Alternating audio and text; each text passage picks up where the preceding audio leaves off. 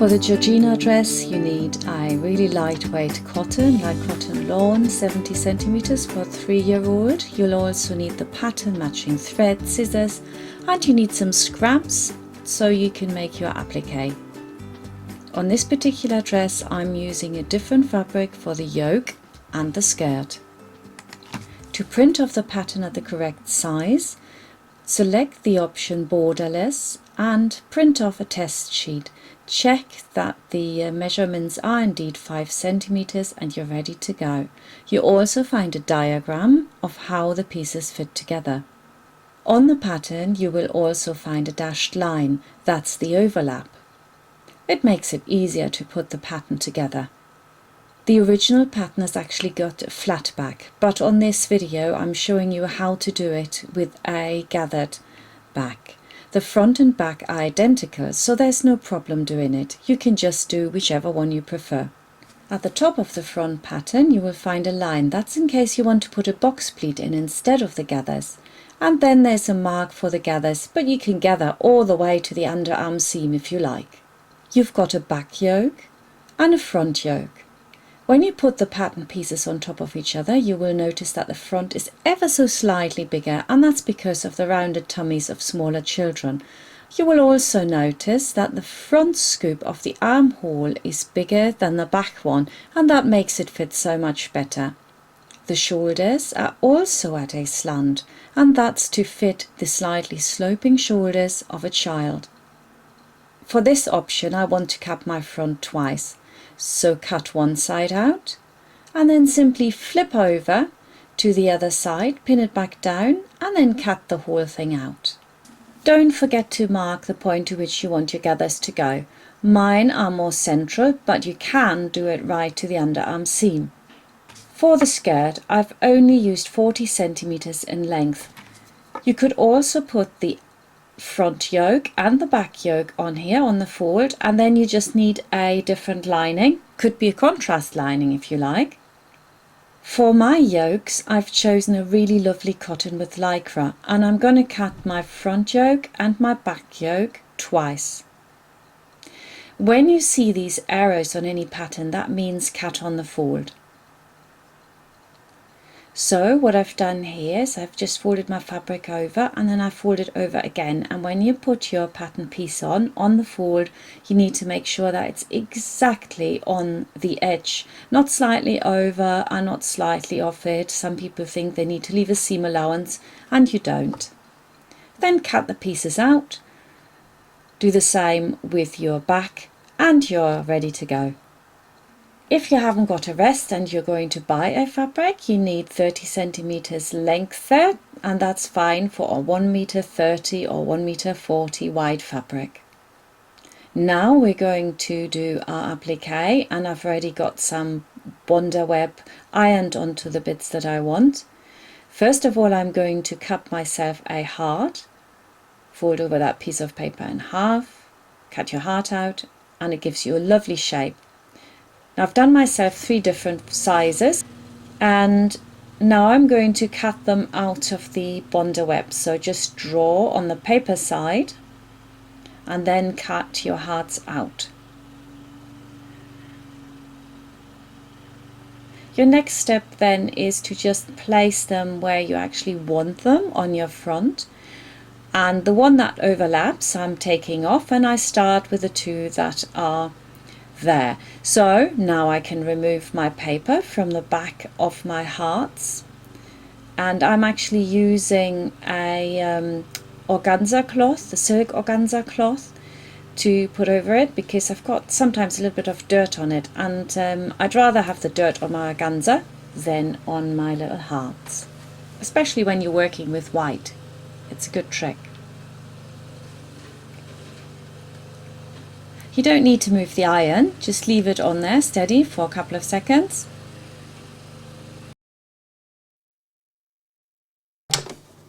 And I'm going to use a fairly small stitch, and I'm going about 2 millimeters off. So on mine it's just, there's that little plastic bit here, and I'm sort of aiming for the middle of it.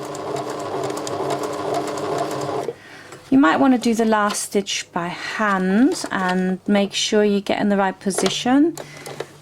There we go, and then I'll come up the other side, and it gives you another really nice feature on this. Now I go really slow, lift the presser foot, a few more stitches, lift the presser foot. Yeah, that's fine, a few more stitches. And now I'm ready to put my last little heart on, so I remove the film, turn it over sticky side down, and position my heart. Yeah, maybe like that. If you have a clean iron, you don't need a cloth over the top.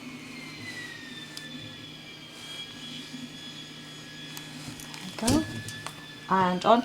Now I've actually done this one in white as well, because I did think that it would bring out the heart shape really well, and it has. And our next step is to close the side seams only, not the shoulder seams.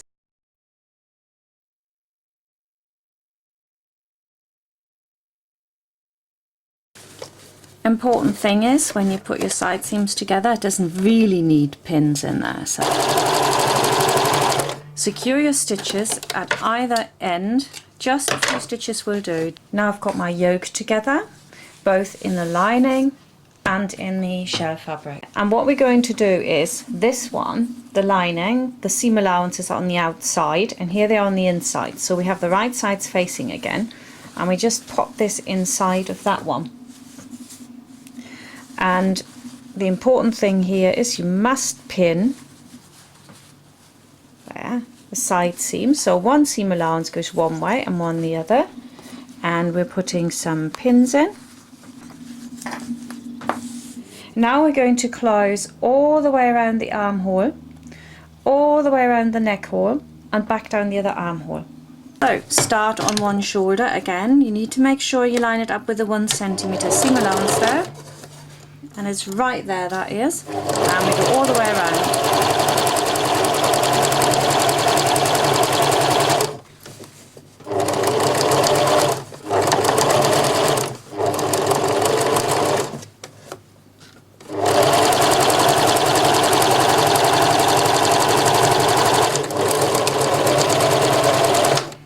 And you've sewn all the way around. Now when you turn this around, there'll be considerable strain on this.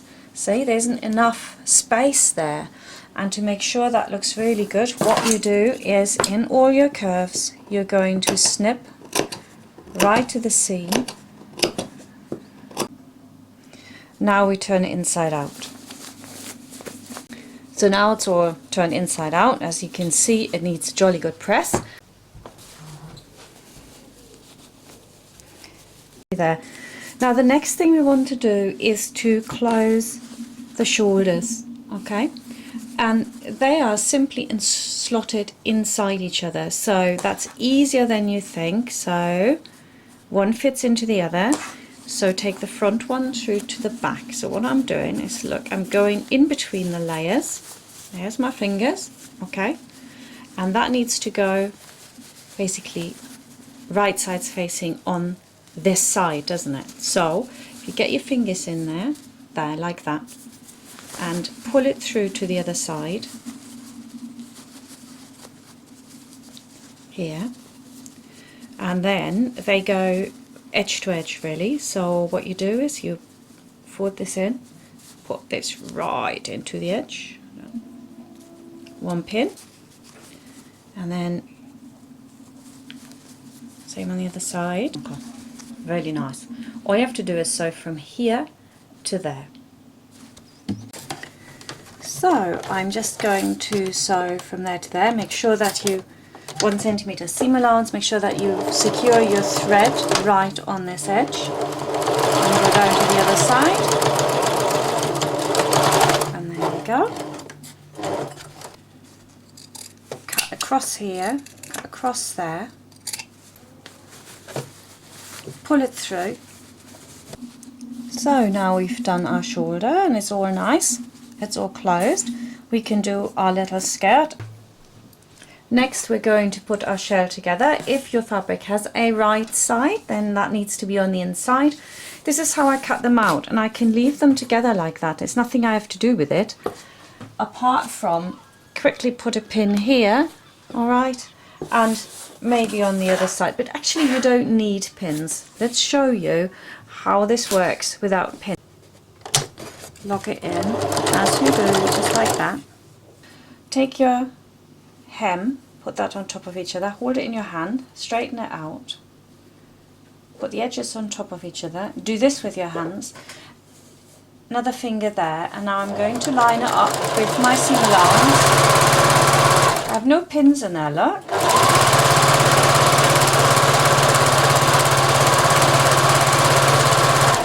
Very important when you get down to the hem that you actually don't go straight down. You have to have this little kink in there. That's your hem. Yeah, lift the presser foot, go down. And now I'm going to insert a gather thread from about here to there, and on the other side from here to there. So I start from where my snip is here to the other side. So I line it up with a presser foot, I make my stitch really big, and off I go. And start again, and this time you line up your stitch line with your presser foot. Our next step now is to do the hem, and we're just going to do a very simple hem because this is a very easy pattern.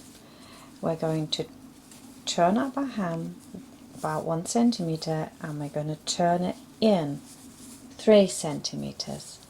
What you want to do now that you've pinned it really correctly is just stitch right next to the edge there.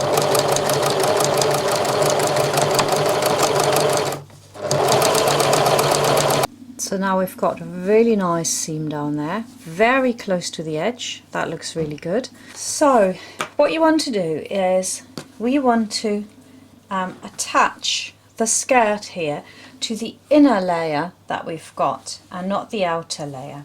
Okay, so we're going to pop this in here, like this is the outside, see?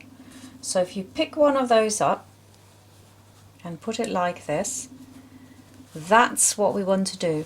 Leave this, that's the opposite to what you normally are told, and you can work the other way around, but if you're a beginner, this really is truly much easier.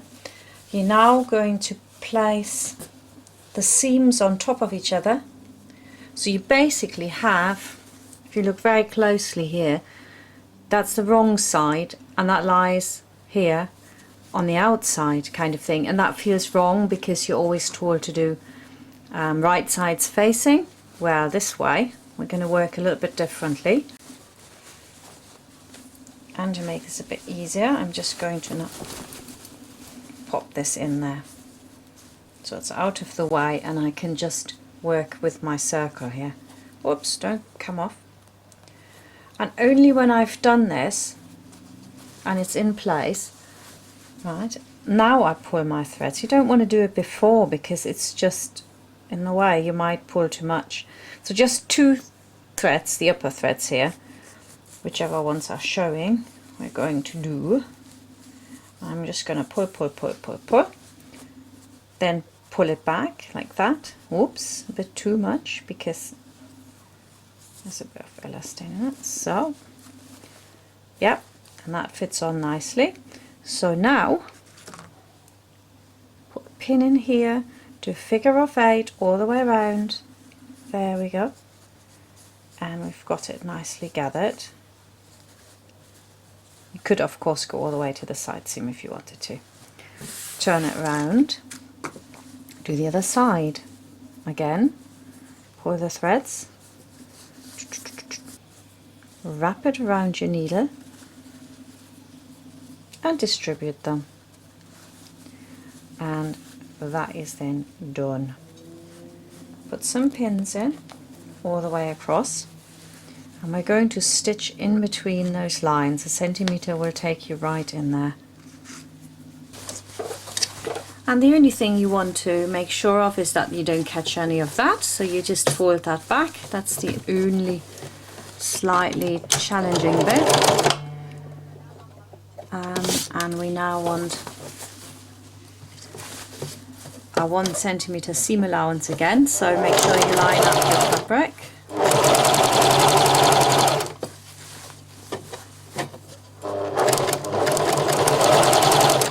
Right through, and at this point you can take a pin and you can, you know, make sure that these all lie really nice and even.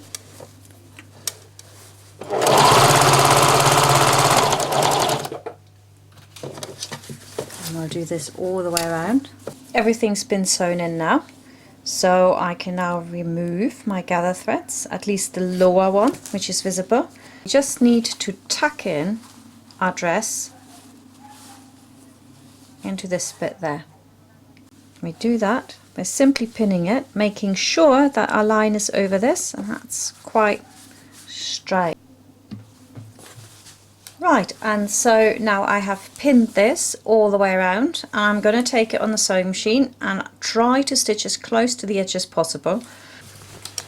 Now I'm going to take my arm off so that I can get in a little bit better, and I can just slide this under. Now different people like to work in different ways, so some people prefer to have the whole lot the other way around.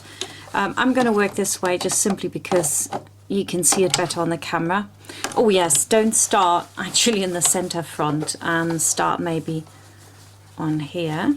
So it's always an awkward angle.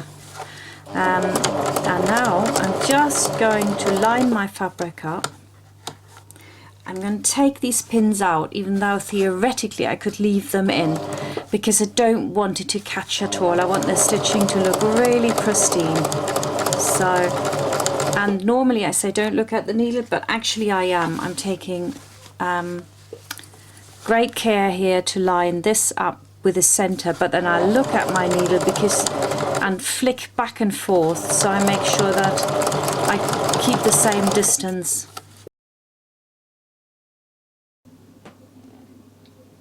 And there the dress is finished. And we applique on the front, a really nice shoulder. And the back is also gathered and looks really nice. I'm going to give this a good press, take a few photographs.